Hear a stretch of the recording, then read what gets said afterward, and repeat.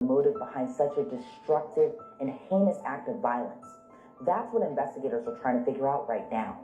It appears Gray had a troubling home life growing up. He was living with his father, Colin, while his mother, Marcy, lived with her parents hours away in Fitzgerald, Georgia.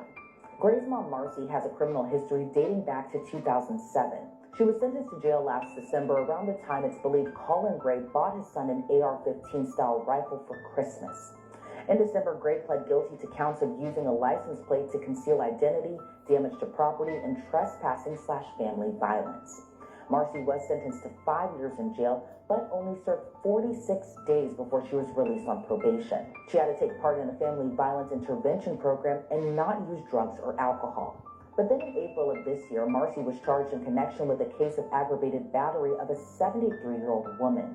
She allegedly threw the woman against the wall, broke a mirror in her home, and tied the woman's hands and feet to keep her from leaving.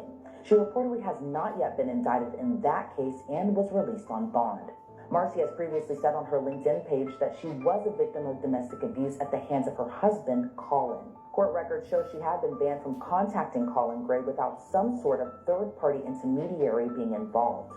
A neighbor who lived next door to the Grays at their home in Jefferson, Georgia back in 2022 said she would hear screaming and yelling all the time, and that sometimes Marcy would lock the children outside. She also claimed to the New York Post that she would sometimes find Marcy passed out behind the wheel of her car in the driveway. Neighbors near the Grays' current home in Winder say they mostly kept to themselves. The Atlanta Journal-Constitution reports that Marcy Gray was sued by a Chevrolet dealership in 2019. She reportedly bought a Chevy Suburban using a $10,000 check as a down payment, but the check bounced. Marcy was ordered to pay the dealership around $19,000, which included the money initially owed, plus interest and attorney fees. As news started to come out about the shooting at Appalachia High, the alleged shooter's aunt and Marcy's sister, Annie Polkamis Brown, started writing on Facebook, and her post immediately went viral. A now deleted post said in part, quote, "I am not scared. I will not back down. I will not disrespect other parents and families that are dealing with this tragedy on the opposite end. They did not deserve this. With that said, I will not leave my nephew standing alone. When Uvalde happened, I told my own children only hurt people hurt people. I did everything I could to fight for my nephew.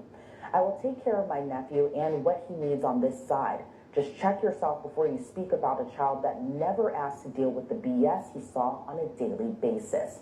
Polkamis Brown was immediately condemned by people in the comments, and she soon deleted the post.